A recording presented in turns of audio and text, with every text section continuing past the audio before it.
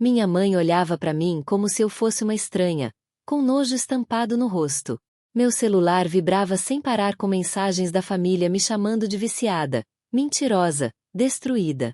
Foi quando o técnico disse as palavras que mudaram tudo.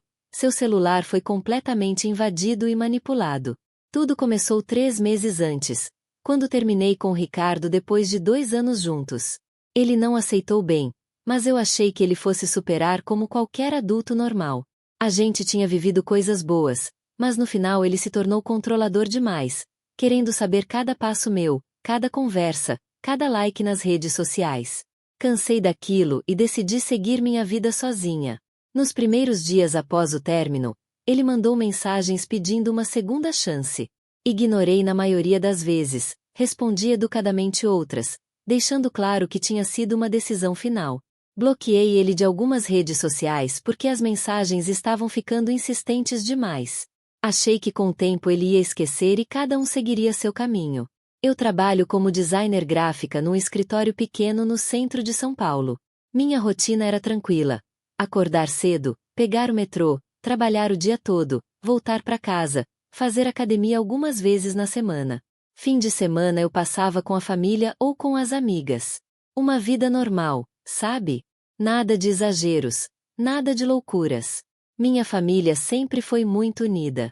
Tenho minha mãe, Mariana, que é professora aposentada, meu pai, Carlos, que trabalha como contador, e minha irmã mais nova, Júlia, que estuda medicina. A gente se vê todo domingo para almoçar na casa dos meus pais. É uma tradição que a gente mantém desde sempre, um momento sagrado para a família. 2 semanas depois do término, comecei a perceber coisas estranhas no meu celular. Apps que eu não lembrava de ter instalado apareciam na tela inicial. Meu consumo de bateria disparou do nada. O aparelho esquentava mesmo quando eu não estava usando. Achei que fosse algum problema técnico normal, sabe? Celular fazendo besteira como sempre faz. Minha irmã foi a primeira a me ligar, a voz trêmula e preocupada. Ela perguntou se eu estava bem, se estava passando por alguma coisa grave. Fiquei confusa porque não estava entendendo nada do que ela falava. Júlia então disse que tinha recebido mensagens minhas falando sobre drogas, sobre estar me sentindo perdida, sobre querer sumir. Gelei na hora. Peguei meu celular e fui direto no WhatsApp dela. Olhei todas as nossas conversas recentes e não tinha nada daquilo que ela estava falando. Mandei prints para ela mostrando que da minha parte não havia nenhuma mensagem estranha. Ela ficou mais confusa ainda e mandou os prints do lado dela. Eram mensagens vindas do meu número, no horário da madrugada, dizendo coisas absurdas que eu jamais diria. Naquele momento ainda não caiu a ficha do que estava acontecendo. Pensei que talvez fosse algum bug do WhatsApp, alguma falha no sistema. Júlia ficou preocupada, mas eu consegui acalmá-la dizendo que devia ser algum problema técnico. Marcamos de nos ver pessoalmente no fim de semana para conversar melhor e ela ficou mais tranquila. 2 dias depois, minha mãe me ligou chorando. Ela estava desesperada, dizendo que não acreditava que eu tinha me envolvido com drogas, que não sabia onde tinha errado na minha criação. Meu coração disparou porque eu não tinha a menor ideia do que ela estava falando. Tentei explicar que não estava usando nada, que eu estava completamente bem, trabalhando normalmente. Ela me interrompeu dizendo que eu tinha mandado mensagens para ela confessando que estava viciada em cocaína, que estava devendo dinheiro para traficantes, que tinha perdido meu emprego por causa disso. Cada palavra que ela dizia era como uma facada no meu peito porque nada daquilo era verdade. Absolutamente nada. Eu estava no escritório naquele exato momento, trabalhando normalmente. Pedi para ela mandar os prints. Quando vi, quase desmaiei. Eram mensagens longas, detalhadas, vindas do meu número, confessando um vício que eu não tinha, falando de dívidas que não existiam, pedindo dinheiro emprestado dizendo que minha vida estava um caos. Quem tinha escrito aquilo conhecia detalhes da minha vida, usava expressões que eu usava, mas o conteúdo era totalmente falso. Comecei a tremer. Liguei imediatamente pro meu pai, que confirmou ter recebido as mesmas mensagens. Ele estava arrasado, dizendo que ia me ajudar a sair dessa, que família era para isso. Tentei explicar que era mentira, que eu não tinha mandado nada daquilo. Mas como convencer alguém quando as mensagens estavam lá, vindas do meu próprio número, com todos os detalhes certos. Fui até a casa dos meus pais naquela mesma noite. Minha mãe abriu a porta e me olhou com uma mistura de pena e decepção que me destruiu por dentro.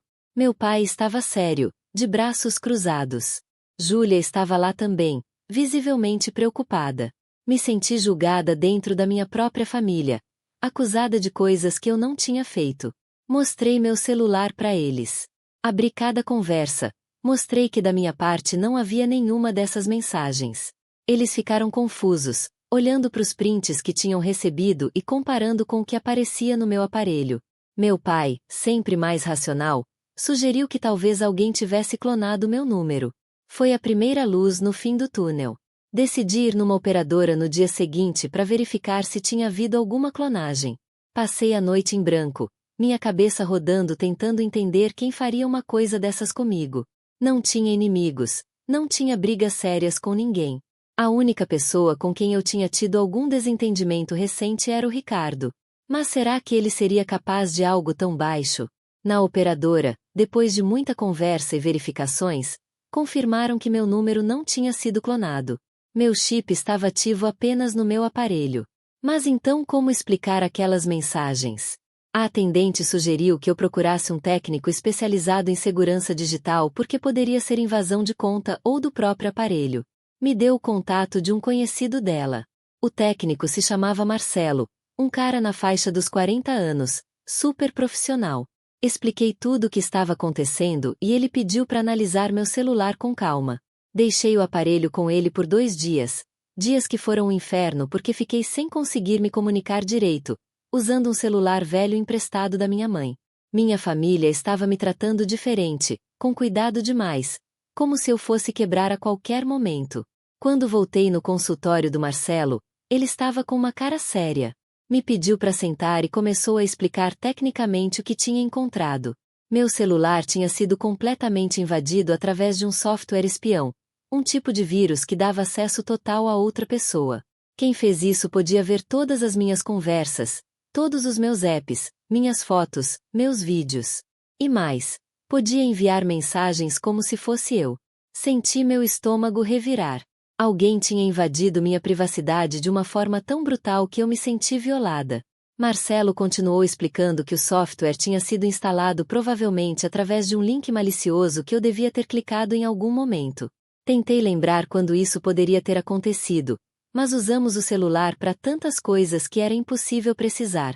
Então Marcelo falou algo que me fez congelar. Ele disse que tinha conseguido rastrear de onde partiam os comandos de controle do software. Era um endereço de IP específico, registrado em nome de uma pessoa. Ele me mostrou a tela do computador dele. O nome que aparecia era Ricardo Silva Santos. Meu ex-namorado. Senti o chão sumir debaixo dos meus pés. Não consegui falar nada por alguns segundos. Marcelo me olhava com empatia profissional, esperando eu processar aquela bomba. Ricardo tinha invadido meu celular. Ricardo estava vendo tudo na minha vida.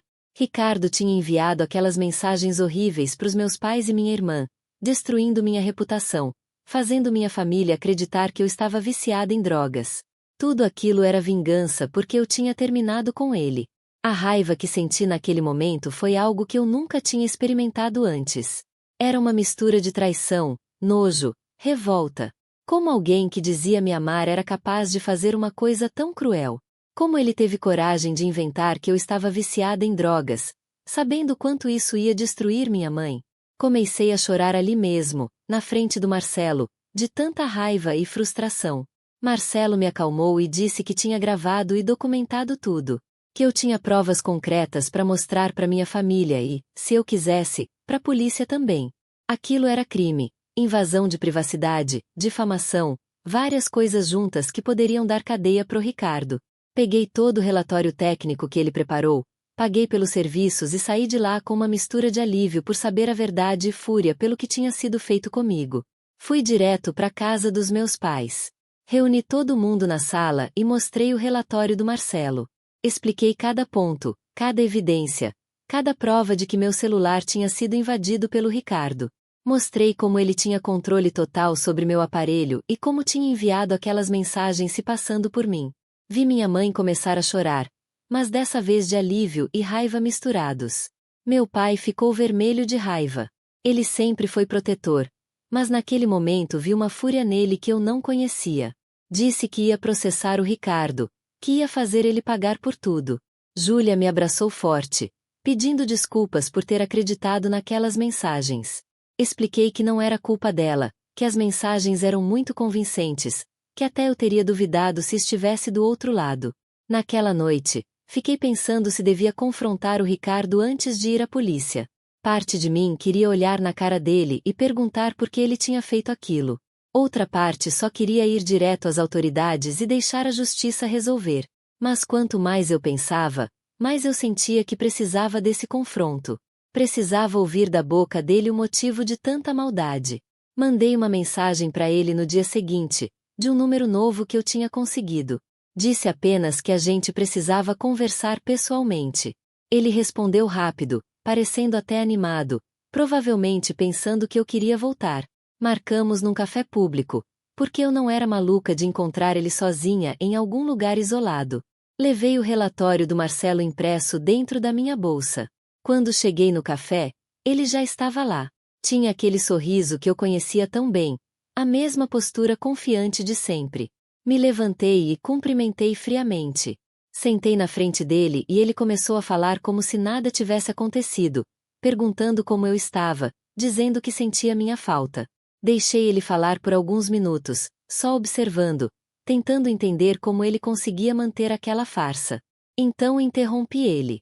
Perguntei diretamente: por que você invadiu meu celular, Ricardo? Vi a cor sumir do rosto dele instantaneamente. Ele gaguejou, tentou negar. Disse que não sabia do que eu estava falando. Coloquei o relatório do Marcelo em cima da mesa. Expliquei cada detalhe, cada prova, cada rastro digital que apontava diretamente para ele.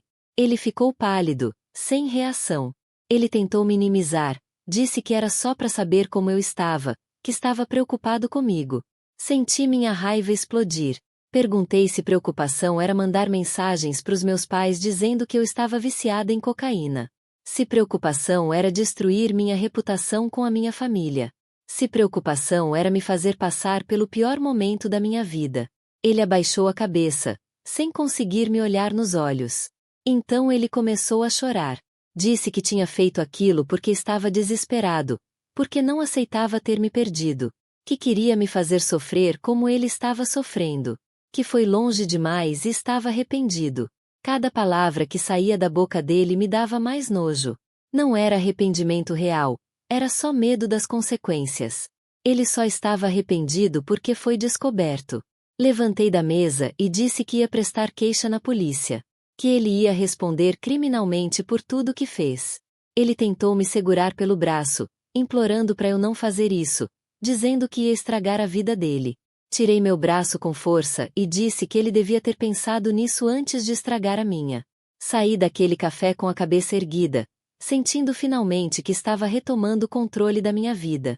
No dia seguinte, fui até uma delegacia especializada em crimes digitais. Levei todo o relatório do Marcelo, os prints que minha família tinha recebido, tudo que pudesse servir como prova. A delegada que me atendeu foi super atenciosa e explicou que realmente era um caso sério. Registrei o boletim de ocorrência e ela disse que iam intimar o Ricardo para depor. Disse também que eu poderia entrar com um processo civil por danos morais. Procurei um advogado que uma amiga me indicou. Ele analisou o caso e disse que era muito sólido, que eu tinha grandes chances de ganhar tanto na esfera criminal quanto na civil. Entramos com as ações. Os meses que se seguiram foram desgastantes, com audiências, depoimentos, perícias. Mas eu estava determinada a ir até o fim. Não era só por mim, era por todas as mulheres que passam por coisas parecidas e não têm coragem ou condições de lutar. Durante esse processo, descobri coisas chocantes. Não, espera, o mais chocante mesmo ainda estava por vir. Numa das audiências, a perícia apresentou um relatório completo sobre tudo que o Ricardo tinha acessado no meu celular. Ele não só tinha enviado aquelas mensagens para os meus pais. Ele tinha acessado minhas fotos íntimas, tinha copiado minhas conversas privadas com amigas, tinha visto minhas senhas bancárias. E o pior, ele tinha compartilhado algumas das minhas fotos pessoais num grupo de amigos dele. Quando ouvi isso, senti vontade de vomitar. Não eram fotos explícitas, mas eram fotos minhas em momentos privados, fotos que eu jamais gostaria que fossem compartilhadas. O nível de violação foi tão profundo que precisei fazer terapia para lidar com tudo aquilo. Fiquei com medo de sair na rua, medo de que as pessoas tivessem visto aquelas fotos, medo de ser julgada. Foi um período muito escuro da minha vida. Você já passou por alguma situação onde alguém que você confiava te traiu de uma forma tão profunda que você questionou seu próprio julgamento sobre as pessoas? Como você conseguiu confiar de novo depois disso? Porque para mim foi uma luta diária reconstruir minha capacidade de confiar em alguém. Minha família foi meu porto seguro nesse período. Minha mãe ficou comigo nas noites em que eu não conseguia dormir. Meu pai fez questão de me acompanhar em todas as audiências. Júlia cancelou compromissos da faculdade várias vezes só para ficar comigo. Foi nesse momento que entendi o verdadeiro valor de ter pessoas que te amam de verdade ao seu lado. No trabalho, tive que contar pro meu chefe o que estava acontecendo porque estava afetando meu rendimento. Ele foi super compreensivo e me deu mais flexibilidade nos horários para eu conseguir ir nas audiências e nas consultas com a psicóloga. Descobri que tenho colegas incríveis que me apoiaram sem julgamentos. Recebi mensagens de pessoas que passaram por coisas parecidas, me dizendo que minha coragem de denunciar as inspirou. O processo criminal demorou 8 meses para ter uma sentença. O Ricardo foi condenado por invasão de dispositivo informático, difamação e violação de privacidade. Pegou 2 anos de prisão em regime semiaberto e teve que pagar uma indenização pesada. O juiz foi muito duro na sentença, deixando claro que esse tipo de crime não seria tolerado. Foi um momento de justiça que me fez chorar de alívio ali mesmo no tribunal. No processo civil, ganhei uma indenização por danos morais que me ajudou a pagar todas as despesas que tive com advogados e tratamento psicológico. Mais importante que o dinheiro foi a sensação de que a justiça foi feita. Que ele pagou pelo que fez. Que outras mulheres que virem esse caso vão saber que vale a pena denunciar. Que dá para vencer. Tive que formatar meu celular completamente e começar do zero. Marcelo, o técnico, me ensinou várias medidas de segurança digital que eu não conhecia. Aprendi a identificar links suspeitos, a usar autenticação em 2 fatores, a verificar as permissões que dou para os aplicativos. Virei quase uma expert em segurança digital de tanto que estudei sobre o assunto para me proteger. Bloqueei o Ricardo em tudo que era possível bloquear. Ele tentou me contatar algumas vezes através de números diferentes, mandando mensagens pedindo perdão, dizendo que estava arrependido de verdade. Mas eu aprendi que o arrependimento dele não era meu problema. Ele precisava lidar com as consequências dos atos dele, e eu precisava seguir minha vida sem olhar para trás. 1 ano depois de tudo isso ter começado, olho para trás e vejo quanto cresci como pessoa. Passei pelo inferno, mas saí mais forte. Hoje sou militante de causas relacionadas à violência digital contra mulheres. Dou palestras em escolas e universidades sobre segurança digital e relacionamentos abusivos. Transformei minha dor em propósito. Fiz novas amizades com pessoas que passaram por situações parecidas.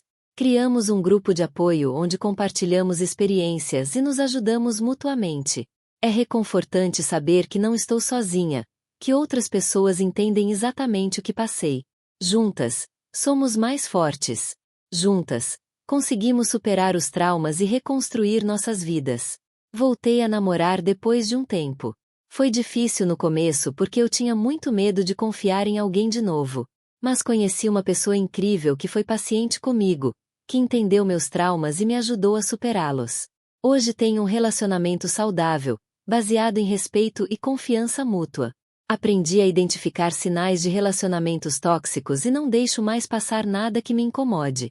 Minha família também saiu fortalecida de tudo isso. Hoje somos ainda mais unidos que antes. Eles aprenderam a questionar mais as coisas antes de tirar conclusões precipitadas. E eu aprendi o valor de ter pessoas que me apoiam incondicionalmente. Nossos almoços de domingo ficaram ainda mais especiais. É um momento onde celebramos estar juntos e nos amarmos de verdade. No trabalho, recebi uma promoção. Meu chefe disse que admirava minha força e determinação, e que eu merecia reconhecimento pelo profissionalismo que mantive mesmo passando por tudo aquilo. Assumi mais responsabilidades e estou adorando os novos desafios. Minha carreira está melhor que nunca e isso me dá muita satisfação. Continuo fazendo terapia porque entendi que cuidar da saúde mental é tão importante quanto cuidar da saúde física. Aprendi técnicas para lidar com a ansiedade e com os gatilhos que ainda tenho de vez em quando. Minha psicóloga me ajudou a ressignificar todo o trauma, transformando ele em aprendizado ao invés de deixar que me destruísse. Hoje sou uma pessoa melhor por causa disso. Tem dias que ainda penso em tudo o que aconteceu e sinto raiva. Raiva de ter perdido tempo com alguém que não me merecia. Raiva de ter passado por tanto sofrimento desnecessário. Mas então lembro que não foi culpa minha. Nada do que o Ricardo fez foi culpa minha. A culpa é sempre de quem comete a violência, nunca da vítima. E isso é algo que tento reforçar sempre que falo sobre o assunto. Uma coisa que aprendi é que a gente nunca conhece uma pessoa completamente. Eu namorei o Ricardo por 2 anos, achei que conhecia ele, achei que sabia do que ele era capaz. Mas quando terminamos, ele mostrou um lado sombrio que eu nunca imaginei que existisse. Isso me ensinou a ser mais cautelosa, mas sem deixar de acreditar nas pessoas. É um equilíbrio difícil, mas necessário. Hoje, quando vejo notícias sobre violência digital, sobre relacionamentos abusivos, sobre stalking online, fico pensando em quantas mulheres estão passando por isso nesse exato momento. Quantas estão sofrendo em silêncio, com medo de denunciar, achando que não vão ser acreditadas. Por isso decidi usar minha voz para falar sobre o assunto. Se minha história puder ajudar uma pessoa sequer, já valeu a pena. Montei um projeto social junto com outras vítimas de violência digital. A gente oferece apoio jurídico e psicológico gratuito para mulheres que estão passando por situações parecidas. É gratificante poder transformar algo tão ruim que aconteceu comigo em algo que ajuda outras pessoas. É minha forma de dar sentido a todo aquele sofrimento. Nas palestras que dou, sempre enfatizo a importância de reconhecer os sinais de um relacionamento abusivo antes que seja tarde. Ciúmes excessivo, controle sobre amizades, checagem constante do celular, isolamento da família. Tudo isso são sinais vermelhos que a gente precisa prestar atenção. Se eu tivesse reconhecido esses sinais mais cedo no meu relacionamento com o Ricardo, talvez tivesse evitado todo aquele pesadelo. Também falo muito sobre segurança digital. A maioria das pessoas não tem noção do quanto estamos vulneráveis no mundo virtual. Usamos senhas fracas, clicamos em links sem verificar, damos permissões absurdas para os aplicativos. E quando alguém mal-intencionado resolve nos atacar, fica fácil. Precisamos nos educar sobre esses riscos para nos proteger melhor. Hoje meu celular é uma fortaleza. Tenho senha forte, autenticação em 2 fatores em tudo, não clico em nenhum link suspeito, verifico regularmente os apps instalados. Pode parecer paranoia, mas para quem já passou pelo que passei, é só precaução necessária. E recomendo que todas as pessoas façam o mesmo, porque ninguém está livre de passar por algo parecido. Uma das coisas mais difíceis foi reconstruir minha autoestima. Quando você é exposta da forma que fui, quando sua privacidade é violada tão brutalmente, você se sente suja, envergonhada. Mesmo sabendo racionalmente que não fiz nada de errado, emocionalmente foi muito difícil lidar com isso. A terapia foi fundamental para eu conseguir me ver com outros olhos, para eu entender que fui vítima, não culpada. Mudei de número de celular 2 vezes nesse período todo. Na primeira vez foi logo depois de descobrir a invasão, para ter certeza de que estava começando do zero. Na segunda foi quando Ricardo tentou me contatar de novo depois da condenação, usando números diferentes. Preferi mudar de novo a ter que lidar com qualquer tipo de contato dele. Minha paz mental vale mais que qualquer inconveniência. Algumas pessoas me perguntam se me arrependo de ter denunciado, já que o processo foi tão desgastante. A resposta é um não absoluto. Sim, foi difícil. Sim, teve momentos que pensei em desistir. Mas se eu não tivesse ido até o fim, ele provavelmente faria o mesmo com outra pessoa. E eu não conseguiria viver com isso na consciência. Denunciar foi a coisa certa a fazer, não só por mim, mas por todas nós. Hoje tenho uma rede de apoio incrível. Além da minha família e das amigas antigas, conheci muitas pessoas novas que entraram na minha vida depois de tudo isso. Pessoas que me inspiram pela força e coragem. Pessoas que passaram por coisas terríveis mas não deixaram isso defini-las. Somos sobreviventes, não vítimas. Essa mudança de perspectiva faz toda a diferença. Aprendi também que cura não é linear. Tem dias que estou super bem, confiante, forte. Outros dias acordo com ansiedade, com medo, revivendo mentalmente alguns momentos difíceis. E está tudo bem. Faz parte do processo. O importante é não desistir, continuar caminhando, mesmo que alguns dias o passo seja mais devagar. O que importa é seguir em frente. Uma coisa que me ajudou muito foi escrever sobre tudo o que aconteceu. Comecei um diário durante o processo, onde despejava todos os meus sentimentos. Depois, com autorização da minha psicóloga, transformei isso em textos que publiquei anonimamente na internet. A quantidade de mulheres que me mandaram mensagens dizendo que se identificaram foi surpreendente. Percebi que não estava sozinha, que muitas passaram por coisas parecidas. Hoje uso as redes sociais de forma consciente. Não exponho minha vida como fazia antes. Sou muito mais seletiva com o que posto, com quem adiciono, com as informações que compartilho. Aprendi que privacidade é um direito nosso e que temos que protegê-la ativamente. Não é sobre ter algo a esconder, é sobre ter controle sobre nossa própria vida. Voltei a acreditar no amor, mas de uma forma mais madura. Não idealizo mais relacionamentos, não ignoro sinais de alerta, não me perco na outra pessoa. Mantenho minha individualidade, meus espaços, minha vida própria. Um relacionamento saudável soma, não subtrai. E se perceber que algo não está certo, não tenho mais medo de terminar. Aprendi que estar sozinha é infinitamente melhor que estar mal acompanhada. Minha mãe me disse algo recentemente que me marcou muito. Ela disse que foi a coisa mais difícil que já passou como mãe, acreditar naquelas mentiras sobre mim. Mas que quando descobriu a verdade, senti um orgulho imenso da mulher forte que sou.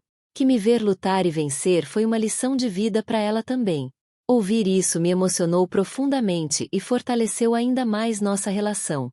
O Ricardo cumpriu parte da pena e hoje está em liberdade condicional. Sei disso porque é público, mas não acompanho a vida dele nem quero saber o que ele está fazendo. Ele é passado, é página virada. Meu foco é no presente e no futuro. Não guardo rancor, mas também não perdoo. Apenas escolhi não deixar que ele continue ocupando espaço na minha cabeça e na minha vida. Nos grupos de apoio que coordeno, vejo mulheres em diferentes estágios de cura. Algumas acabaram de descobrir que foram vítimas de violência digital, outras estão no meio do processo legal, outras já superaram e voltaram a viver plenamente. Cada história é única, mas todas têm algo em comum: a força incrível de quem decide não se deixar destruir. É inspirador fazer parte dessa rede de mulheres guerreiras. Uma das perguntas que mais recebo nas palestras é: como identificar se meu celular foi invadido? Os sinais são: bateria que acaba rápido, celular que esquenta sem motivo, apps desconhecidos, lentidão excessiva, comportamento estranho. Se perceber isso, procure imediatamente um técnico especializado em segurança digital. Quanto antes descobrir, menos dano a invasão vai causar. É melhor prevenir que remediar, mas se já aconteceu, agir rápido é essencial. Hoje trabalho como voluntária também numa ONG que combate violência contra a mulher.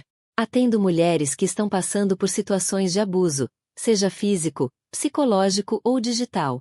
Cada história que ouço me lembra porque decidi transformar minha dor em luta. Porque é importante que a gente use nossas experiências para ajudar outras pessoas. Sozinhas somos fortes, juntas somos imparáveis.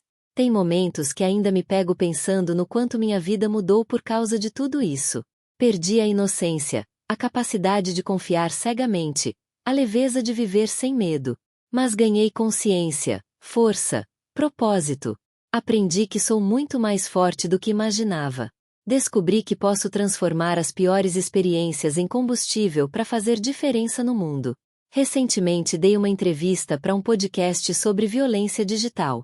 Foi a primeira vez que contei minha história publicamente, sem anonimato. Foi assustador, mas ao mesmo tempo libertador. Depois que o episódio foi ao ar, recebi centenas de mensagens de mulheres compartilhando suas próprias histórias. Percebi que dar voz ao que aconteceu comigo abriu espaço para que outras pessoas também falassem. E isso tem um poder transformador imenso. Uma dessas mulheres que me contatou estava passando pela mesma situação naquele momento. O ex dela tinha invadido o celular dela e estava fazendo exatamente o mesmo que o Ricardo fez comigo. Ela não sabia o que fazer. Estava em desespero. Consegui orientá-la, dei o contato do Marcelo, expliquei todo o processo legal. Hoje ela já conseguiu as provas e está processando o cara. Saber que pude ajudá-la diretamente me encheu de gratidão. Minha irmã Júlia decidiu fazer um trabalho de conclusão de curso sobre violência digital contra mulheres. Ela me entrevistou outras vítimas, conversou com especialistas. O trabalho ficou incrível e ela recebeu nota máxima. Disse que fui inspiração para ela escolher esse tema. Ver minha irmã mais nova se engajando nessa causa por causa da minha história me emocionou profundamente. É assim que a gente muda o mundo, uma pessoa por vez. Voltei a confiar na tecnologia, mas de forma consciente. Uso meu celular, minhas redes sociais, mas com medidas de segurança robustas.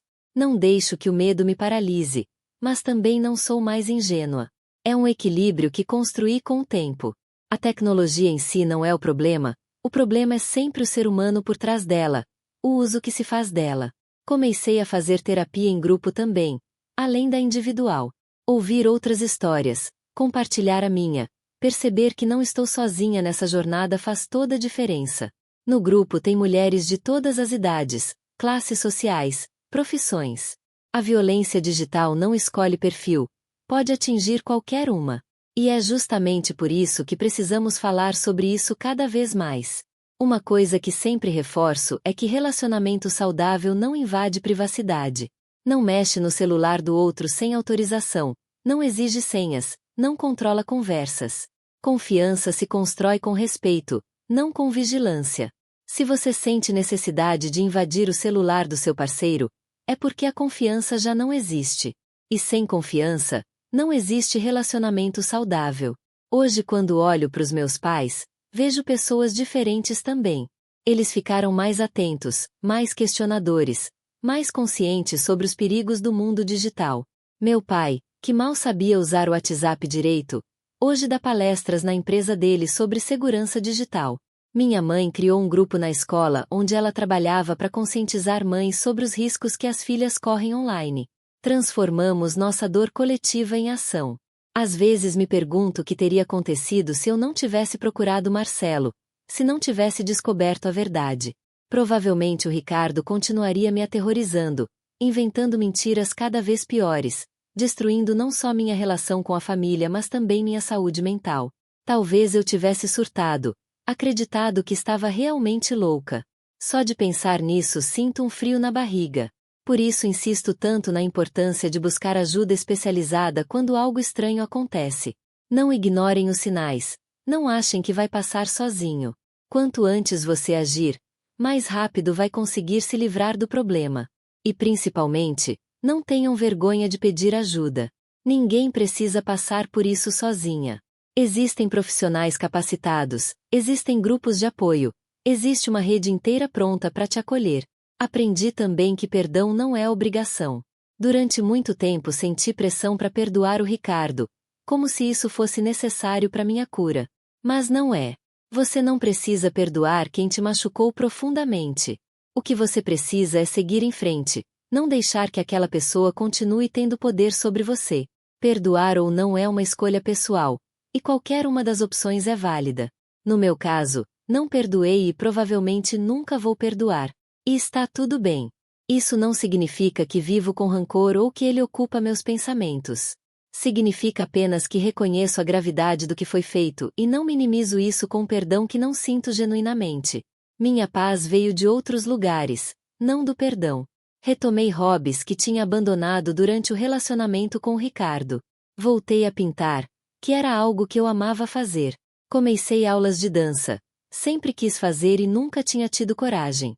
Matriculei-me num curso de fotografia. Estou redescobrindo quem sou fora de um relacionamento, reconectando com minhas paixões, construindo uma vida que é genuinamente minha.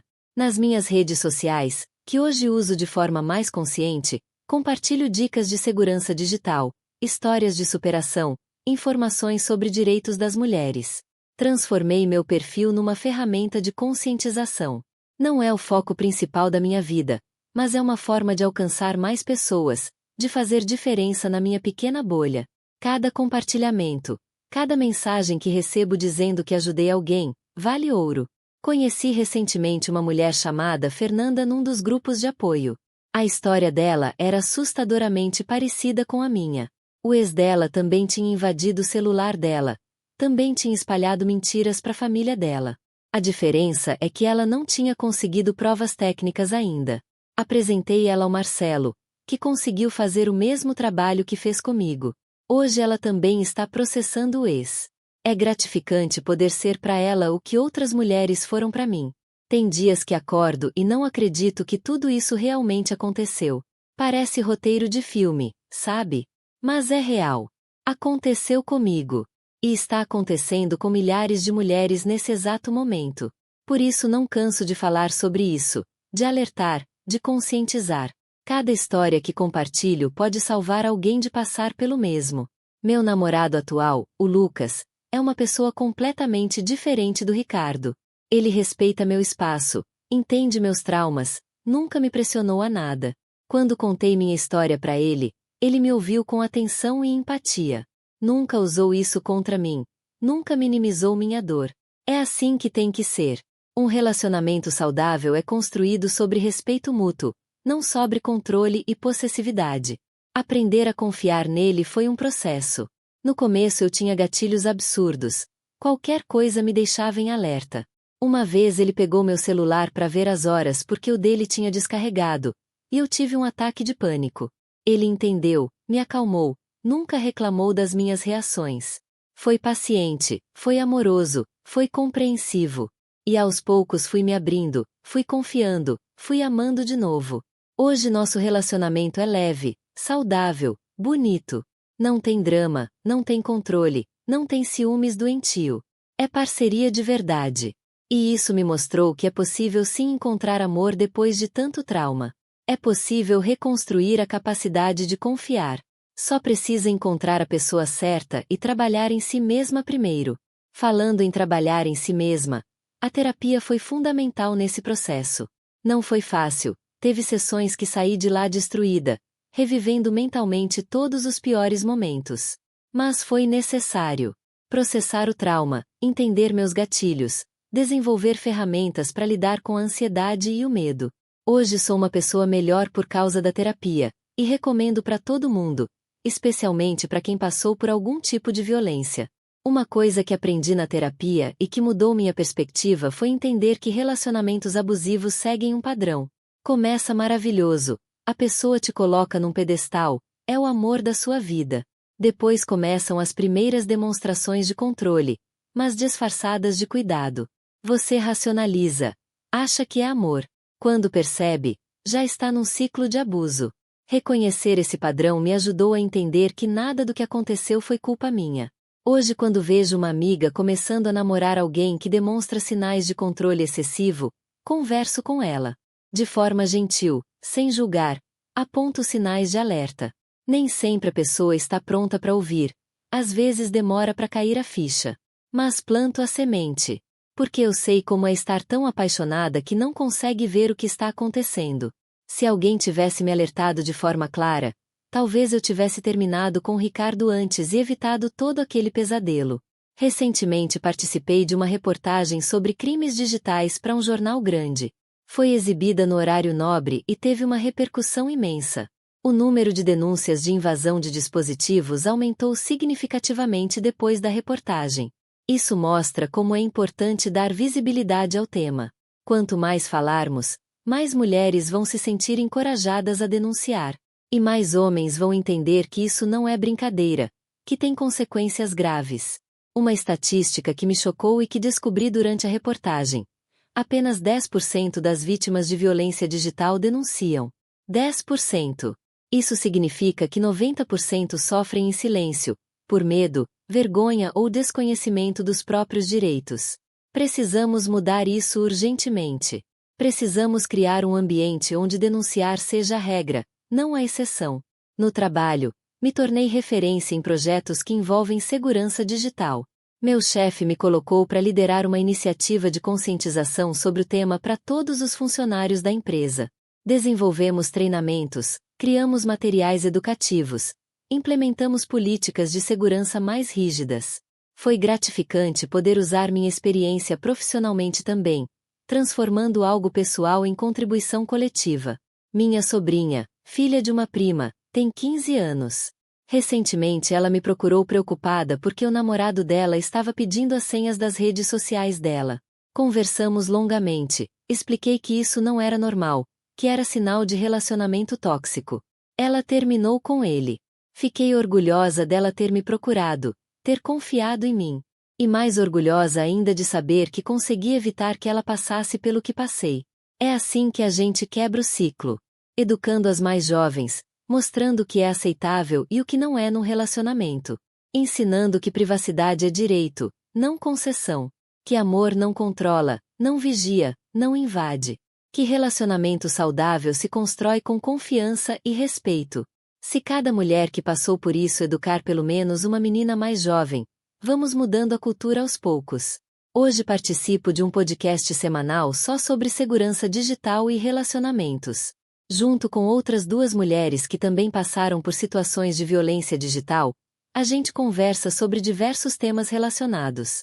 O podcast cresceu muito, já temos milhares de ouvintes fixos.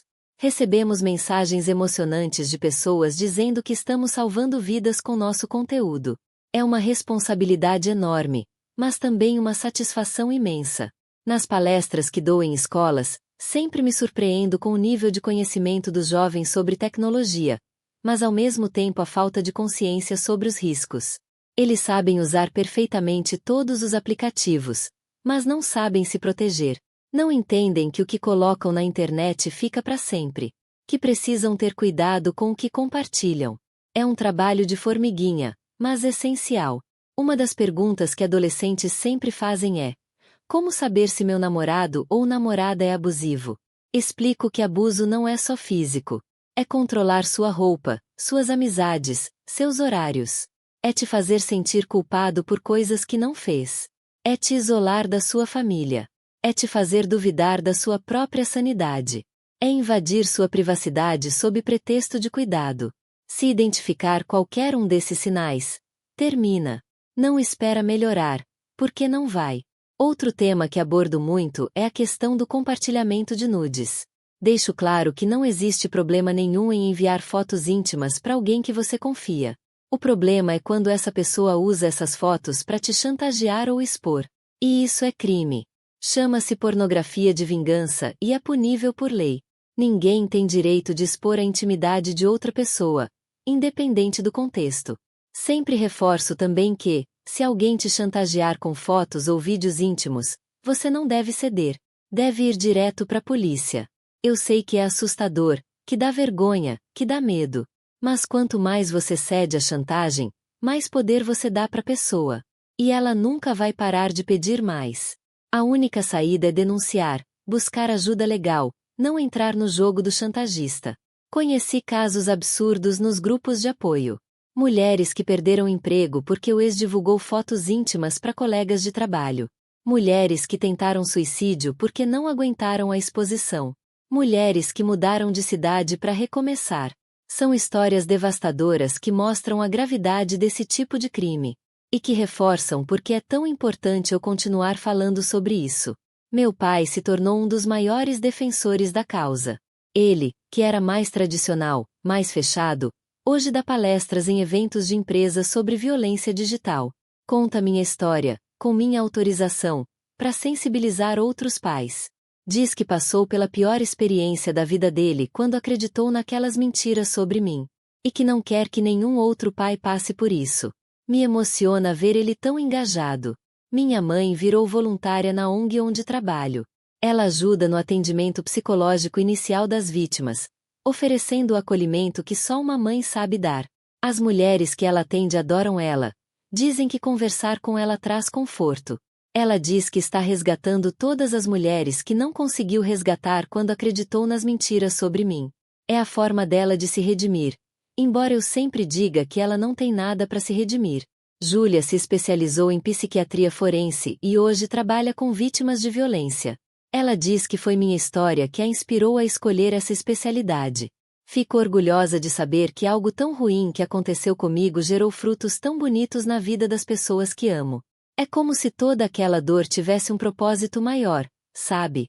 Recentemente fui convidada para falar no Congresso Nacional sobre um projeto de lei que endurece as penas para crimes digitais. Foi uma experiência surreal estar lá, contando minha história para deputados e senadores, contribuindo para uma mudança legislativa. O projeto foi aprovado. Agora as penas para invasão de dispositivo e divulgação de imagens íntimas são bem mais severas. Saber que contribuí para isso me enche de orgulho. Hoje tenho uma vida plena e feliz. Trabalho que amo, família unida, relacionamento saudável, amizades verdadeiras, propósito de vida. Tudo que o Ricardo tentou destruir, eu reconstruí com minhas próprias mãos. E construí ainda mais forte, mais bonito, mais verdadeiro. Ele não ganhou. Ele perdeu. E eu venci. Não só venci, como usei minha vitória para ajudar outras mulheres a vencer também. Quando olho para trás, vejo que aquele momento do consultório do Marcelo, quando descobri que tinha sido o Ricardo, foi o divisor de águas da minha vida. Foi ali que decidi que não seria mais vítima, que seria sobrevivente, que não deixaria aquilo me destruir, que usaria aquela dor como combustível para algo maior. E foi a melhor decisão que já tomei. Não vou mentir e dizer que foi fácil. Teve noites que chorei até dormir. Teve dias que não queria sair da cama. Teve momentos que pensei em desistir de tudo. Mas sempre tinha alguém para me lembrar de quão forte eu era. Sempre tinha uma razão para continuar. E hoje, olhando para trás, vejo que cada lágrima valeu a pena. Porque me tornei quem sou hoje por causa de tudo isso. Uma coisa que sempre digo nas palestras: você não é o que aconteceu com você. Você é como você reage ao que aconteceu com você. O Ricardo tentou me definir como louca, drogada, destruída. Mas eu escolhi me definir como forte, resiliente, vencedora. E essa escolha fez toda a diferença. Ninguém pode tirar de você o poder de escolher quem você quer ser. Hoje sou embaixadora de uma campanha nacional contra a violência digital. Meu rosto está em cartazes espalhados por todo o Brasil.